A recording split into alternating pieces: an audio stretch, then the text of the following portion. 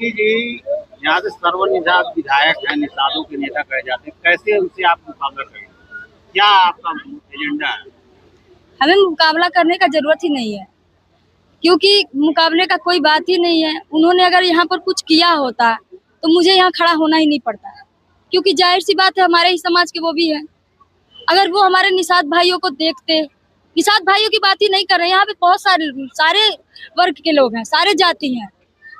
ये लोग भेदभाव जो करते हैं ना, इनसे मुझे बहुत नफरत होती है। हमारे नेता जो चिराग पासवान जी है ना, वो कभी भेदभाव नहीं करते हैं, मुझे ये अच्छा लगता है। और हमें ही नहीं है, आप यहाँ देख रहे हैं हजारों महिलाएं आई हैं, ये हजारों जनता आई हैं।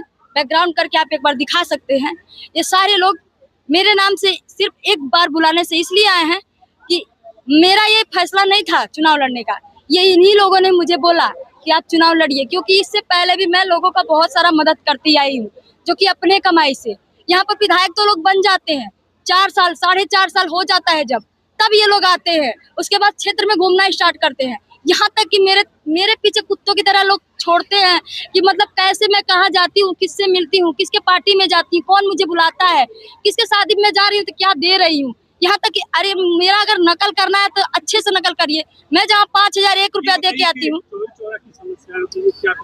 मैं अपने चोरी चोरा की समस्या के लिए यही करना चाहती हूँ कि मेरा सबसे पहला अंडरपास ये जो है रेलवे क्रॉसिंग वाला, अगर किसी को सांप काट ले, किसी की डिलीवरी हो, किसी की इमरजेंसी मान के चलिए हो, जिसका तबीयत खराब हो, आधे घंटे में अगर उसको बचाना हो, वो नहीं बच पाएगा, क्योंकि वहाँ पे आधे घंटा पौने घंटा लग जाता है। ट्रेन एक बार जब बंद होता है फाटक ना, तो वो पौने घंटा हो जाता है। और ये नहीं, मेरे पूरे ग्राम वासियों से, मेरे क्षेत्रवासी, विधानसभा 326 से आप किसी से भी पूछ सकते हैं, सभी लोग इससे पीड़ित हैं। संजय निषाद जो है आरक्षण की मांग को लेकर जब चुनाव नहीं लड़ते, उसके आज तक अभी तक किसानों को आरक्षण नहीं मिल पाया, क्या करें? इतने बड़े मंत्री होकर के उनको आरक्षण नहीं मिला, ये तो भाई दुर्भाग्य की बात है। अब पता नहीं वो लेना नहीं चाहते कि दिलवाना नहीं चाहते कि पता नहीं उनका क्या है, हम नहीं समझ पा रहे हैं उनका मैटर क्या है। तो नहीं है समाज के लिए, पता नहीं। अब वो तो हम सुनने में आता है पिपरामेंट लगा के गमछा में रोते भी हैं, पता नहीं, हम देखे भी नहीं है।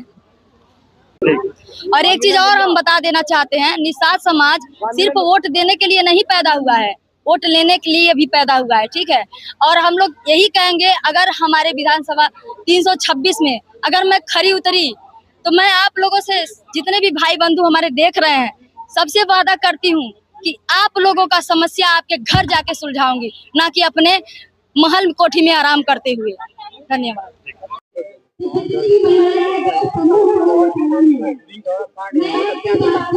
देखिए, चौरी चौरा की इस ऐतिहासिक धरती पर मैं अपने समाज के महापुरुष महाराजा सुहेलदेव पासी, महाराजा बिजली पासी, महाराजा लाखन पासी जी की बात करने आया हूं। मैं निषाद राज की बात करने आया हूं, जिन्होंने भगवान राम को नदी पार कराई थी, उनकी नैया पार कराई थी।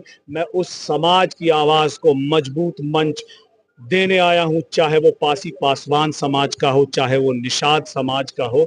उनके हक की लड़ाई, उनके न्याय की लड़ाई, उनके हिस्सेदारी और अधिकार की लड़ाई की बात करने आया हूं, क्योंकि बिहार में अगर हम सरकार में रहते हुए अपने समाज के साथ मजबूती से खड़े हैं, उनको अपना हर हक, हर न्याय, हर हिस्सेदारी और अपना उनका अधिकार दिलाने का अगर काम कर रहे हैं, तो हमारा समाज सिर्फ बिहार में ही नहीं, उत्तर प्रदेश में भी है। हमारा दलित समाज, हमारा निषाद समाज, हमारा पासी पासवान समाज यहाँ भी है। और जो अधिकार और उनके न्याय, सब सुविधाएं, सहूलियत बिहार में मिल रही है, हम चाहते हैं कि उत्तर प्रदेश भी मिले, उत्तर प्रदेश में भी मिले, हर सरकार में मिले। और इसके लिए जो जरूरी आप काम करना होगा, समाज को मजबूती से संगठित करते हुए, एकजुट करते हुए, पार्टी को विस्तार देते हुए, अपने समाज के अंदर से प्रतिनिधि, जैसे अभी तो विधायक हैं यहाँ से, मगर उन्होंने समाज के लिए क्या काम किया, मैं चाहूंगा